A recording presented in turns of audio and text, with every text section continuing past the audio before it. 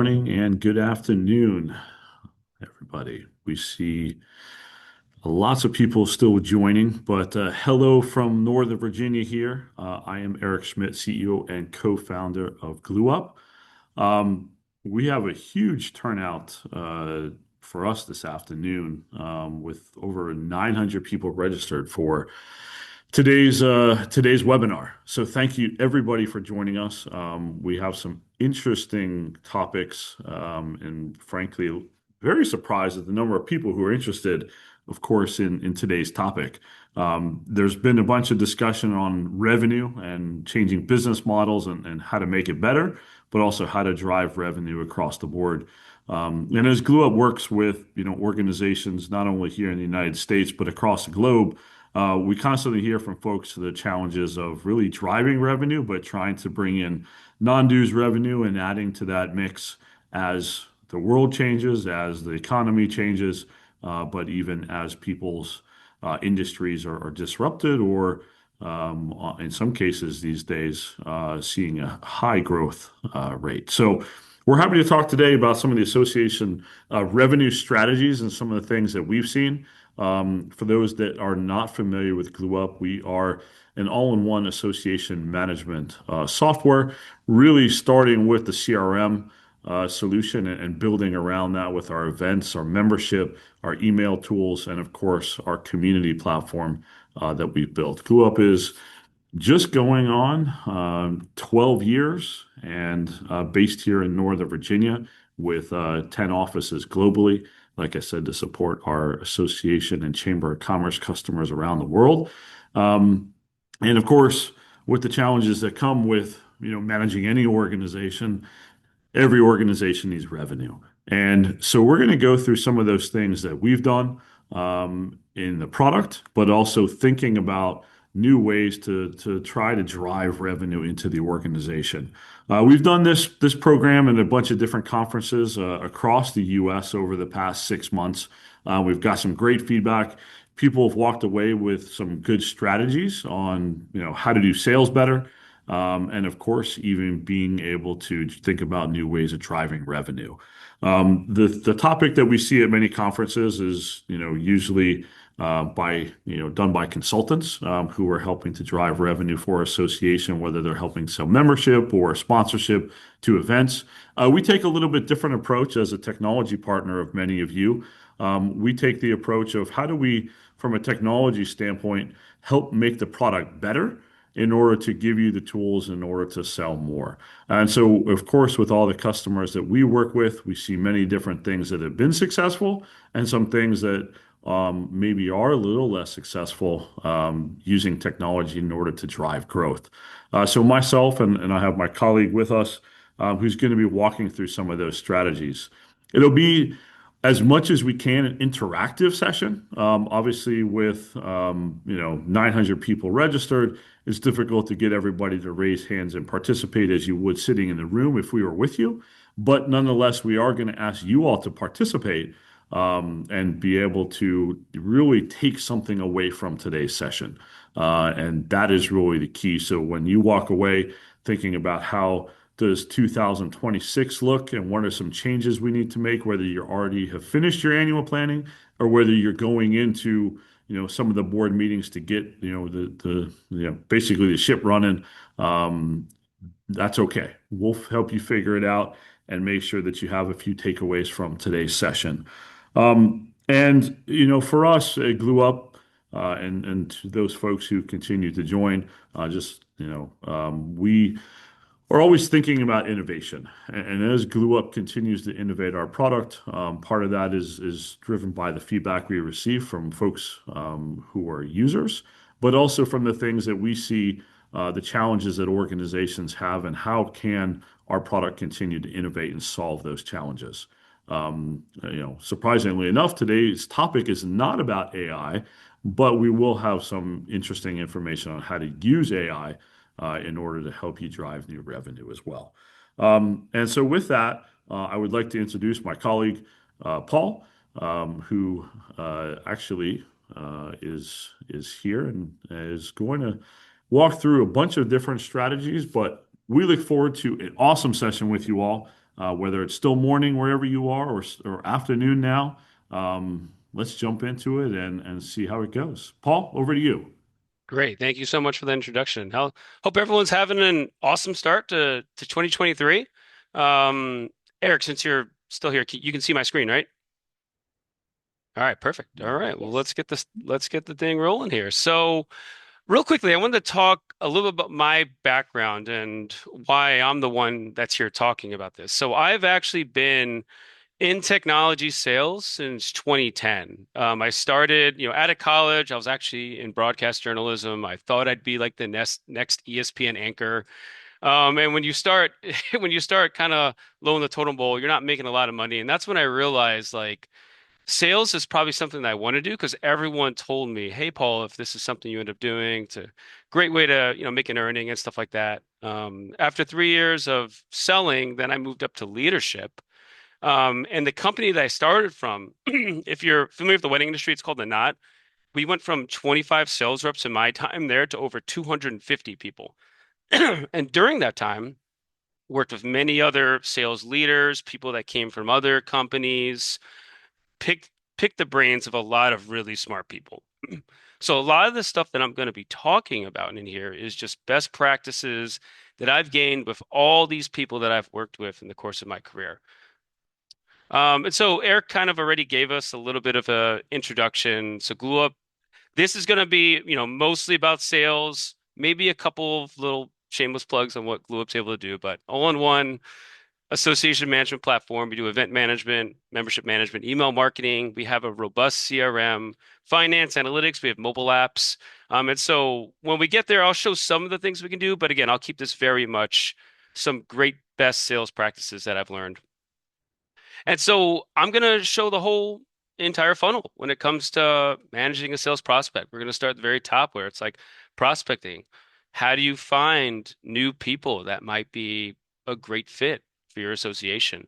How do you prepare? How do you actually get appointments? Some of it's going to be like, how do you get leads, but also how do you get cold call appointments? And then I'll go talk about the whole pitch and then of course what happens after someone's a client, like what are some great renewal strategies? How do you get people to keep renewing with you? And so the one thing that has been consistent with, again, over 250 people that I've worked with, three different companies, three different industries, this quote right here is the truth. The success is the sum of small efforts repeated day in and day out. So as I go through all the best practices that I've learned from all these people, there might be a couple takeaways that you have, and I'm hoping that you find just one or two or three things that's like, all right, this extra small effort, if I just make it part of my day in, day out process, then that's going to help us end up getting new members or retaining more existing members that we've had previously. So the first thing when you are wanting to develop a sales process, you need to think of, okay, what are pipeline stages that we have? So for the purpose of today, I'm going to make like just four main things that I'm going to talk about. I'm going to first talk about the whole prospect section. Then I'm going to talk about after you have someone that is interested, whether you met them at maybe an event, they went to your website and filled a membership application form. Maybe someone from your board was like, "Hey, this is like a great, like company that you should reach out to." What do you do when you actually have the lead? Some associations we work with, they actually do trials. So I'll talk about when someone's in a trial, some stuff to do. And then, of course, the very bottom that we'll talk about is members. Now, inside all of these stages, we also have different pipeline stages too. So when you are thinking about what you want to do, especially this is specifically more for new members, you want to think of all the different stages that you have. If you haven't done this yet, this is something I would tremendously recommend. So, for instance, at my last company, we made all of our pipeline stages. We would have something that showed, all right, we have 500 people that we've never contacted before. And we knew that we had roughly like a conversion rate of people we've never contacted to how many people we've actually set up meetings with. And of those people we set up meetings with, how many of those people end up converting into new clients, and then of those people, how many end up renewing. And what you want to do is you want to take this information. So maybe do it from a 3 years ago stage to 2 years ago to 1 years ago. If you actually look on ChatGPT or Google, you could actually see what industry standard conversion rates are. So for instance, from if let's just say it's from a cold calling perspective, roughly, at least for from the 2 years here, that I've been here at Glue Up, I would say it's like roughly 10% is the conversion rate of someone that's new that we've identified that's a great client to actually them seeing our platform, right? If there's any person that's on our team that's under 10%, then that's obviously something that we can work with them to get better at. And if there's someone that's higher, then you could figure out, all right, what are they doing that's different? And then the same thing with the people that you've had meetings with, people that we've met with.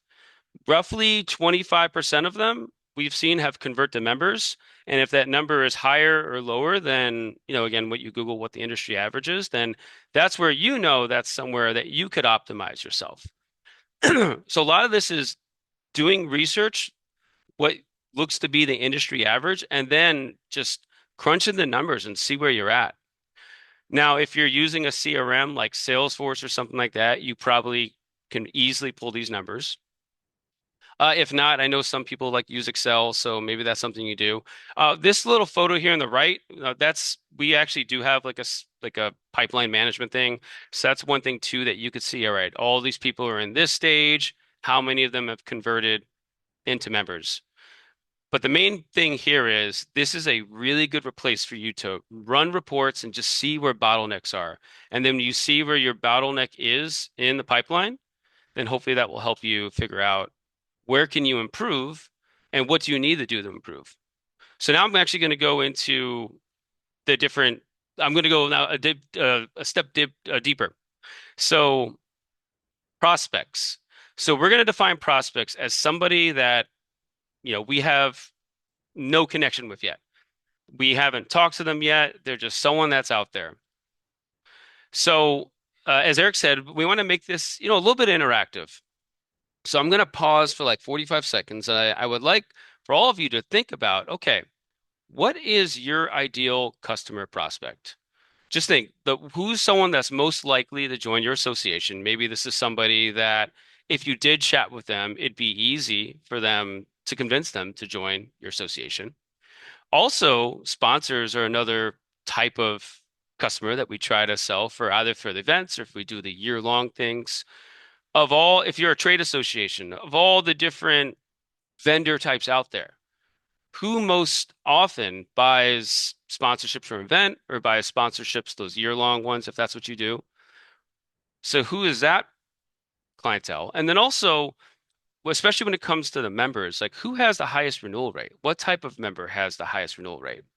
If these three questions are not something that you think about a lot, I would definitely encourage you to take down a piece of paper, write down the answers to these three questions, because that's going to help you identify who you should be looking for when you're searching the internet, which is what I'm going to show here shortly.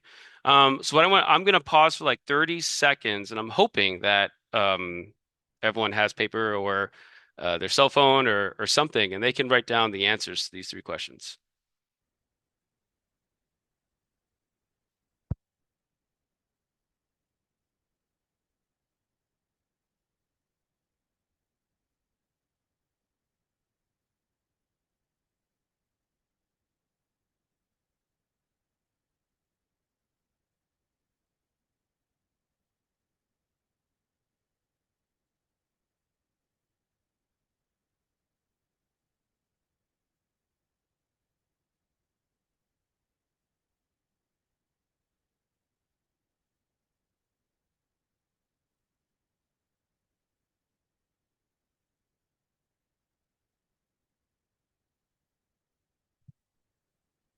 All right. I'm going to play along with this too. I've recently been speaking with some building associations in the state of Texas. So I'm just going to pretend I'm an HBA. Um, so people that are most likely to join our association in this case, I'll say it's builders and real estate folks. For sponsors, definitely the builders and the primary contractors and the highest renewal rate. I'll say hypothetically in this situation, is also real estate folks and the builders. Um, so now that we've thought about who our ideal prospect are, here are some ways now that we could try to find some more of these on the internet. One way that you can really grow new memberships out there is if you just have to go out there, find people out there and reach out to them. So one, how do we find people? So Google is a way that you can do it completely for free. And here's like a quick example. This is stuff that I've done literally my whole career. So if I was, International Lawyers Association or something like that. All right, now I want to find law firms. So I just Googled law firms in Falls Church, and you'll get this list of people. And then when you click on any list, you just click on Meet the Team, and then right there you got the leadership team. So I already know that, these three people here, depending on actually probably one of these first two people are going to be the people that I would want to reach out to. And somewhere there on the website, the phone number would be there. And even if I clicked on view profile, I'll get Tom's email address. And then that's where we could reach out to invite him to joining the International Lawyers Association. If you do have the resources to do something that's paid, there's great paid things out there. Zoom Info is the most, it's the biggest one. It's something that's, I think, used by, I don't know, hundreds of thousands of organizations. Sales Intel is another one that's out there. It's not as expensive as Zoom Info. And both of them they price you based off, how many seats and stuff like that that you would need. Here's a good example of like what it would look like in Sales Intel. So same thing if you're looking for lawyers, you put in all the parameters, it's going to show up a whole list of people here. And then when you find the company that you like, you click on it, it's going to give you a list of all the contacts they have, and you're like, and then you think, all right, which type of contact would I want? In this case, I want to find people that are on the IT, on the C-suite level. And then it's going to give me the names of those people, and that's how you get through. So, if you do have a budget to pay for something extra, especially, if you're a larger trade association, Sales Intel or Zoom Info, I would definitely recommend looking into them. And there's a bunch of other ones out there that you could do. Another shameless plug, Eric did mention that GlueUp is exploring. I mean, AI has been something that we've done for the last 2 years. So we actually also have AI powered contact finding tool. So same thing. If I was the HBA, I typed in that I want to look for people in College Station, Texas, that are owners and that are in the building materials industry. And when I did that, it served up people for me, and then I clicked on it and added it to the database. So there's multiple ways, as you can see here, that you can really just try to find new people out there. And these are people that I guarantee, especially if you're like an association that has maybe like a competitor that's kind of like in the same space, that other one's probably not calling these people to try to invite them to join the association. So something to definitely think about. Okay, so now when we've identified people that we want, what do we do next? So what we do next is we need to contact people. Now, this photo that you see here, this is one of the biggest takeaways also that I've learned from my all my years ago. So actually, the place I was at 3 years ago, there was this guy who was an SDR, and he would just set more meetings than anybody else on the team. And he showed me this image, and he lived to this to a T.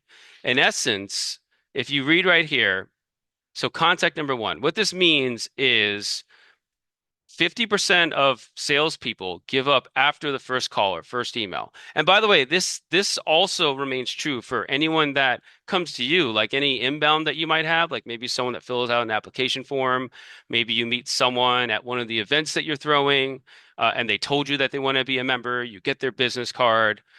After the first contact, 50% of salespeople give up. And a lot of times that's just an email. Like, I'm going to email Patrick because I thought he was a great fit. I'm going to wait for him to get back to me. And then what happens? Patrick doesn't. 50% of people give up here. Contact number three. So contact number two, I left a voicemail. Contact number three, maybe I shot an email again. That was it. I just am now, I didn't hear back from Patrick, and I'm assuming he's no longer interested. But that's not the case. A lot of times people are just busy when you're emailing them, when you're calling them. It just happens to be at the wrong time. This this actually happened in real life to me. Our neighbors, we get their number. We have kids, and they have kids, and they're the same age. And we tried reaching out to their mom to be like, "Hey, do we want to set up a play date for next weekend?" And she didn't get back to us for like 3 days. She was just like, "Oh, I'm so sorry. Like, I lost your text messages, the mix of things. Like life happens, right?" And when you look through this entire pipeline, so like contact number 11, at this point, when your prospect's ready to buy, you have a 90% chance of being called. And then in number 14 right here, you are probably the only person to make on 8 contacts with this person. There's another stat that shows that if you get past contact 8, your chances of actually getting through and booking a meeting with them doubles. So if there's one takeaway, I hope this slide hits it. You got to reach out more than one time. And you want to reach out in multiple ways, whether that's calls, emails, LinkedIn messages is a great way too. And some of these emails can be automated through drip campaigns and stuff like that. So, and some of these services don't cost anything or they're free with trials. Like there's this thing called Autobound. Most people in the association world, they use Outlook. So, because of that, if you connect to something like this, you can get some like trial or some like a certain amount of free automated touches that you're able to do. And also, what you want to do is you want to be very organized. You want to know what you need to do to get to, at the very least, the eighth touch, because again, that's where it doubles. So if you are using Excel, you can keep track of things, or if you're using a CRM, in GlueUp, we have a task management system. So here's like a great image of how I would put a task. And I would dictate all the like what number I'm at, and I could see the history of all the other tasks that I've had as well, put a due date. And so that way, I roll into January 13th. I have all of my tasks laid out for me, and I'll know who I need to call, who I need to email, and things like that. Okay, here's something else that I learned from the same person I was saying here. So there's well, one, actually, let me just say, if you're not utilizing a meeting scheduler, you 100% need to do that. Meeting schedulers, there's a ton of free ones out there. Calendly is one of the most popular ones out there. You just go to Calendly, you set it up, it's free. Again, there's like paid upgrades and stuff like that you can do, but there's a free account for Calendly. In essence, it hooks up to your calendar and makes it so that when they click on your link, they'll see what your calendar is and they'll book time with you. So number one, set that up if you haven't. You're 87% more likely to get a meeting if you use schedulers. So yes, if you haven't used schedulers, please do so. Now I have two different emails here. I'm gonna pause 10 seconds to see what is the biggest difference between these two. I'm sure by now you've been able to see. So most people, when they do create scheduling links like Calendly's or whatever, they add it as part of their signature. Like you can see right here, schedule a meeting with me here. The problem with this is they probably have other links too, like connect with me on LinkedIn or click here to see more information about our association. And this link gets buried. In your email signature, instead, have the schedule a link with me be at the very, very top of your signature. Doing this makes it a lot more easy for any potential prospect to find your calendar link. And because of that, it's going to get clicked on way more. Like doing this alone, for teams that I've worked with, it almost like doubles how often people click on your link. So two steps if you don't have a calendar link, one, make one, and then number two, put at the very, very top of your signature. By the way, Pat, I see there's a ton of messages here, so if there's any question, that you see that um is good to answer, feel free to, interrupt at any point. Sounds good. All right. Okay, so now we talked about prospects and what to do how to find people and how to reach out to them. So now let's talk about what to do when we have someone that's interested. So another project that I want everyone to, spend a minute doing here.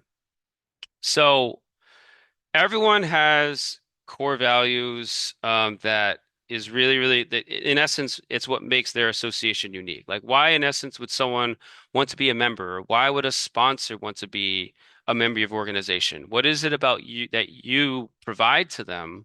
And what values do you demonstrate that would make someone want to join and want to keep staying with you? Um, this last part, share your best idea of the room with 500 people in here. That's probably not the best idea. But the first two, I want you to, on the same piece of paper, if you were writing down earlier who your ideal customer profile was, let's also think, all right, what are our values that make us different than anyone else out there? What do we provide that make things different than anyone else? Because this absolutely needs to be part of our talk track when we do have someone that's interested. So yeah, I'm going to pause here for 30 seconds, and I would love if everyone just on again, on your iPhone, if you have your computer, if you have a notebook, just write down a couple of sentences that make your organization different, what your core value is.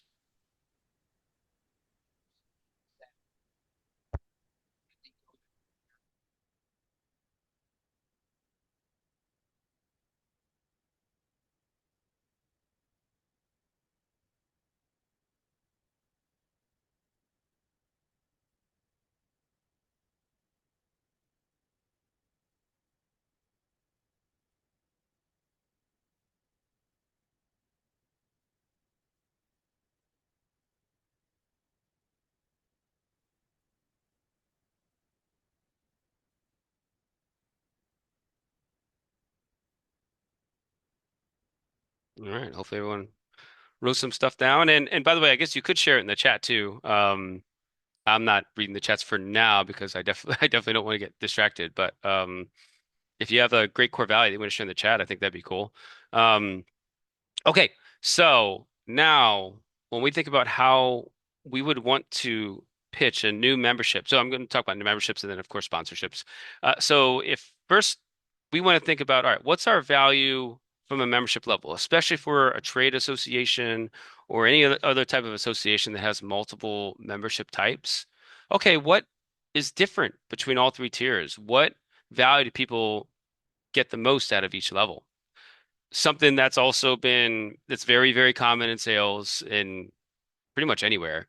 So you have your top option, you have your middle option, and you have your bottom option. The majority of your membership base will probably fall under the middle option. That's just always how things are. You have probably make a lot of money out of your top option, and they have certain people that can only do the bottom one, but the middle one's usually the most popular package that people would choose. But you also want to think, all right, like what rewards do people get? What extra perks? What exclusive events? So if I'm sure a lot of you have done this, but if you haven't, or maybe if you want to revamp, or maybe if you're seeing that mostly people are buying your bottom package, then what can you do to spruce up your top one and your middle package so that you do get more people buying those packages? Something too that's great, at least in the glue up side, there is this rewards point feature that just rolled out. So when it comes to events, if you wanted to be able to give people more if the top level gets to go for 5 events in the course of the whole year, that's something that the rewards points can kind of do. But something else that you would definitely want to do is make sure that whatever technology you're using or whatever you're using to kind of organize yourself, you want to make sure that you're giving people the appropriate amount of events and perks and stuff like that throughout the year. So this slide, I attended TSAE in September, and there's someone named Holly that kind of went over this, and I really liked it, and I thought to share. So when you also think of like your sponsorships and your partnerships, a lot of people when they think of sponsorships, like they just think like a booth at a conference, or like they get to exhibit here, or they get like just a logo for the golf tournament or something like that. And a new way to really make sure that you're thinking about partnerships and sponsorships is instead of it just being like this one-time only thing for this event that happens, every 6 months or something like that. Think about what are some ways that you can actually do strategic partnerships. So one of the things that Holly was mentioning was like, okay, like what's a thought piece? Like if you become a strategic partner, you become this year-long sponsor for $20,000 instead of just being at a booth for $3,000. With this $20,000 sponsorship partnership, we get to do a thought piece in our magazine. And you're going to be in the advertisements in our newsletters for the whole year. We'll actually give you a speaking role where you'll get to be the content expert, especially going back to if I'm the home builders and I have a bunch of builders that are there, I can have a person that is an expert at drywalls and stuff like that come in and talk about that because that's something that's going to add value for all the members attending my conference, but it's also great for the sponsor because they get to, talk about their product also. And then, of course, host of webinars, and they'll still get the booth at a conference. If most of your sponsorship dollars are really only coming from like a booth at a conference or like the whole 18th hole at a golf tournament, and really that's the most part of it, try to think more about what can I do instead to do this strategic year-long thing, because you're going to see that you're going to be able to get a lot more money from your sponsorships in this case. So now when you think about, all right, what do we get for the different membership tiers and the different sponsorship packages? When I'm explaining this now, when I am giving a product demonstration to this drywall company to, join my home builders association, there's different conversations, different playbooks that you're going to want to make. So going back to earlier to define what's your value. You want to also think, how can I demonstrate this value when I'm talking to somebody that I want to be a gold member, or when I'm talking to somebody that's going to be this platinum year-long membership? Those are two different conversations and two different ways that you're going to articulate the value that you're giving. So if you haven't made a like a playbook yet on how that you would talk about this, this is something else that I would totally do for this year. Playbooks are something that I honestly, and by the way, another word for playbook is like script. Like script, of course, though, is more like you have to say these words, but scripts are more like guidelines if they're used right. I was very anti-script when I first started my sales career. I was, someone that thought, oh, as a salesperson, I know what I'm doing. I can do this on my own. I don't need a script. And what I found was over time, to be more consistent, especially when you're having different conversations, scripts and playbooks absolutely work. So again, think, all right, we're going to have different playbooks for the different membership tiers, for sponsors, for affiliates. Like in real life here at Glue Up, we also sell the chambers of commerce, like associations are, now are pretty much our bread and butter.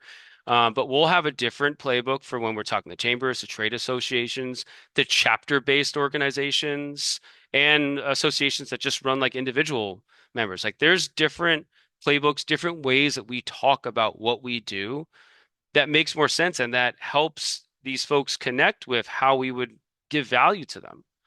So that is something you should totally do. And by the way, ChatGPT can help write playbooks, and it could do it with a free ChatGPT account. Now, when it comes to the best way to make the playbook, obviously you can't just ask ChatGPT, "Hey, help me make a playbook." This bullet point number two, if this is something that you haven't done, I would totally recommend this. Think of who some of your best customers are. People that they go to your trade show every year and they're happy. Maybe they've referred people to you. They've renewed a bunch of times. Ask them, what is it about us that you like the most? What is it about our association that you find the most value in? Let them tell you whatever it is, whether they love the networking, they love the community, they love the resources that you provide in your newsletters. Whatever it is, write that stuff down and pull multiple customers. And when you get the same information, however much that overlaps, that is what you're going to be talking about, your playbook. And if you have permission, definitely, name drop or write testimonials to what some of your top customers are saying. If you don't have testimonials on your website, 100% recommend you do that, as well as throwing into like a PowerPoint slide that you might make that talks about, what all of your customers like and what your value truly is. So now we've made our playbook. We have leads that came in. Maybe we had a board member that gave us a bunch of great organizations to reach out to that can join our association. So what does a whole pitch look like? I mean, you all have done pitches, but here are all the 7 steps that happen in any sort of sales pitch. So number one, we're saying hi, we're doing introductions, we're building rapport. I Rapport is one of the steps that I have found that sometimes people just kind of like, glance through. They don't really spend much time on it. I would definitely, if you don't build rapport, make sure you do that. It can start very easy, like, oh, where are you from? Where'd you grow up? How do you like the city that you grew up in? Oh, how about how about them Texans? Sorry if there's any Steelers fan here. That was a rough way to watch your season end. And then after step two, qualify compatibility. So, if I'm the International Lawyers Association, I'm reaching out to maybe a corporate law firm. Maybe not every corporate law firm is a good fit for our association. So qualifying is one, finding out, what are some great value points that we could provide after we find out what they might be looking for. But it's also a great place to also disqualify people. If the stuff that they're looking for is stuff that your association doesn't do, then that's totally okay. So it's great to know that, and that's why it's very good to make sure you ask good questions, and then you can really analyze your prospect's needs at that point. Then we get into pitching your product. So that's where this playbook helps.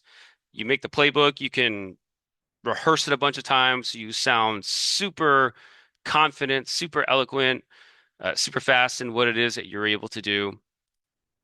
And then after that, you deliver, how the proposal, how much money it is. On a lot of websites that I've seen for associations, how much price it is. The join's on there, so they probably know the amount. But if not, then that step. And then of course you can negotiate, especially if you're a trade association, you're chatting with and like you're chatting with Amazon and maybe if they join 150 employees are going to join, and that's where you definitely want to think about negotiating. And then step seven is where we close the sale, we ask for the business. So now we're going to look after, so we have all that. So maybe if you're one of the organizations that has the trial step, so they can actually, be a trial member for a little bit, whether that's paid or free. I'll very quickly talk about this. I don't think most associations don't have a trial step, but some do. So I thought to put it in there. Um, Another very quick shameless plug, GoOffer does have trial memberships in our platform.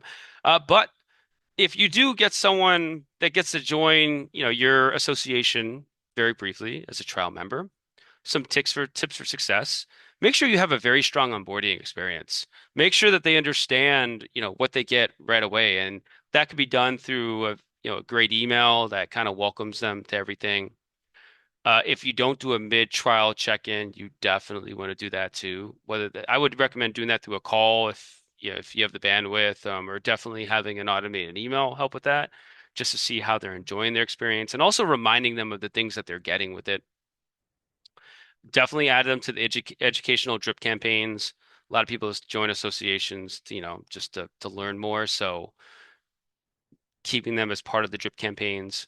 And then this one last year too is something that someone told me at a conference that works really, really well for them. Ask champion members, or anyone that's on a committee, just see if they'll engage, see if they'll welcome them to your association and engage with them and get them to see that, like, hey, this community, there's like really nice people here. There's people that's willing to help. And that's something that can help. Okay, so now we have people that are now members of our association or sponsors that have joined. So now what do we do to maintain them, to get them to feel engaged and to get them to renew? Because really that's obviously the most important thing, to make sure that we have people that stay with us. So very quickly, first, why do people not renew? So there's the three most common reasons that people don't renew: lack of engagement, they didn't see value, or they forgot to renew.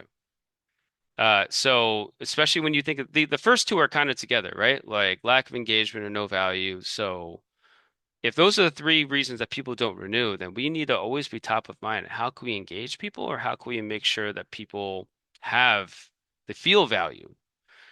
So tip success, kind of like we were talking about the trial, but especially when this is a new member, like we want to make sure they have a strong onboarding experience. We also want to make sure they have the mid trial check-ins, and we want to do the drip campaigns.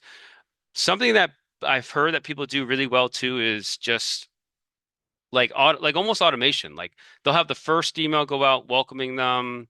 They'll have tasks set up to call, every 3 months. Maybe other emails that go out at certain points too. If you're not doing stuff like this, then I would totally recommend that you do it moving forward. So that way people do feel welcomed, they do feel engaged. But more importantly, they also know like where all their resources are, how they can get involved in the community, things like that. Speaking of community, so a lot of associations obviously have communities, whether that's done like on LinkedIn, on Facebook. GlueUp has a community management platform, as other platforms do out there. So a digital community is well, one, it's a great place to do networking. It's like your members will feel that value. For you all, it's also a great monetization opportunity. Sponsorships, this is an awesome place that sponsors can put placements, they could share things about them. It's a great place too that you can put sub communities together. So if you have like committees or people that have niche interests, like all the people that like the color blue, if you're not using a community to put people like-minded people together, that's something that you can do, and that's how people will start to feel engaged with their community. It's also a great place for your sponsors again to market themselves for events, or you can market courses that you're doing, or you could sell products.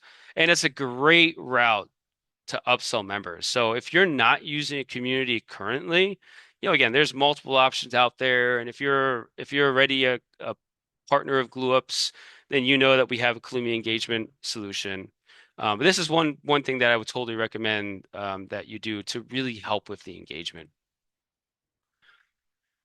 And then so another thing that you want to think about, all right, let's use data to find who's not engaged.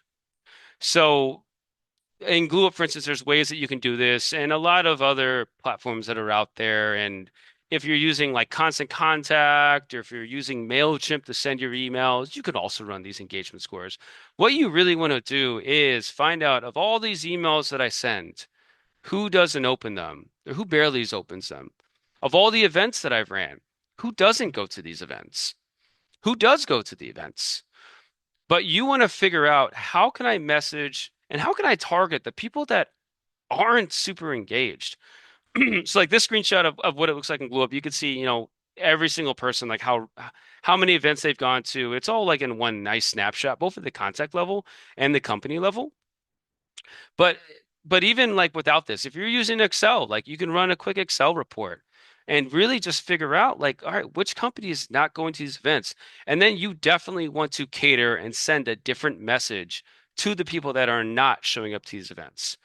And maybe it's one of the things you play around with. Like something that I saw once was like, hey, we want you back. We miss you. Something like that. Like send a very personalized message to these people and don't do it like 20 days before the renewal. This is one of those things where you want to identify midway through their membership, how engaged are they?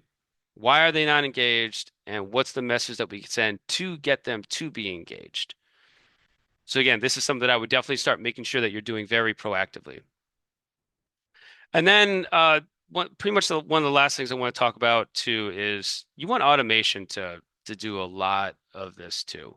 If you use QuickBooks Online, if of course you're using GlueUp or probably one of our other providers, if you haven't done auto renewals yet, I would totally recommend that that's something that you should do.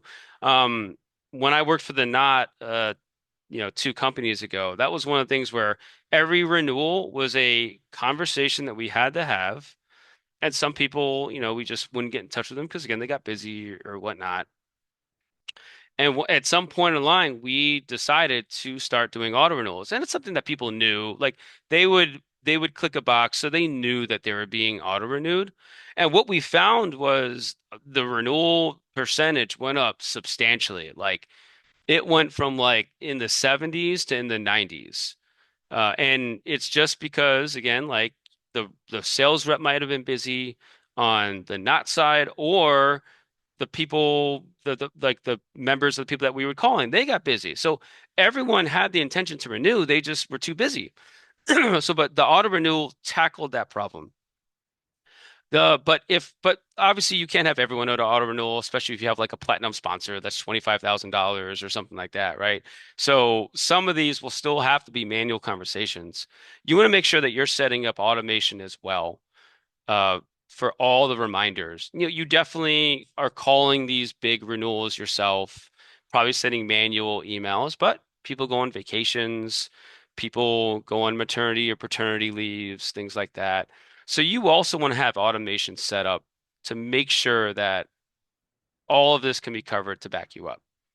So if you don't have automation set up, even if you're doing it through Outlook, or something like that, like automation can totally be set up for you pretty much anywhere that you are. And you want to make sure that you're doing that because just like what we saw from the prospecting standpoint, multiple touches, that's how you're gonna win more of these renewals. Here at Glue Up, this thing's here just to show you that we also can do the automated reminders and stuff like that.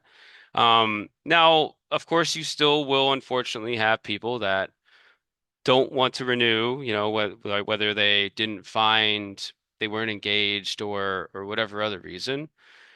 I would also recommend that you do exit surveys for these non-renewals, just so you can figure out, all right, what all our gaps? Did they leave because they didn't feel engaged because they didn't know how to find the events? Or because maybe they didn't feel anyone was welcoming them, they didn't feel they were part of any community. Once you find out what the most common reason is, then you make a plan to attack it. And when you do that, you'll see that like the amount of people that don't renew might go from 25% down to 18% or something like that. Pat, I saw you went off mute. Did someone have a question? Yeah, we actually had a good question. So Vanessa's asking, for those who do exit surveys, what questions do you ask? Yeah, if anyone wants to put in the chat, what questions they would ask.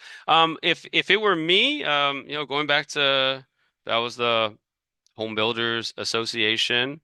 I think I would still, you still also want to find out what did they like, if anything. So, what did you like about us? What are some things that you wish you did receive in the last year? What are some areas of improvement? Did you go to any events? Did you like the events? I think just asking questions, just keep them open-ended and hopefully you hear back, the feedback. I think something that I someone in marketing once showed me, if you also have hunches, like you can do this thing like an A/B test, like maybe with some exit surveys you go with the very open-ended route, and then with another set of people, if you have hunches on what the reason that you think it is, then you can have a survey that's also based off that. Like for instance, if you do think that maybe it's because they didn't involve in the community, ask questions more around the community, and then you could see if your hunch was right or not.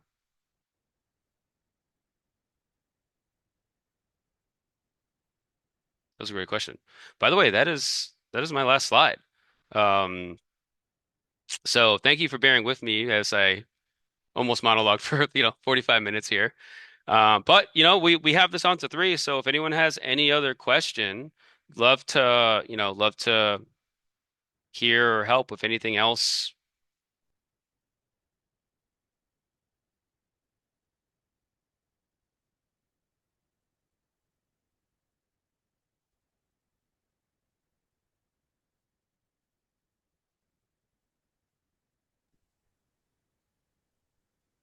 Paul, thank you. It seems got some thumbs up, some claps.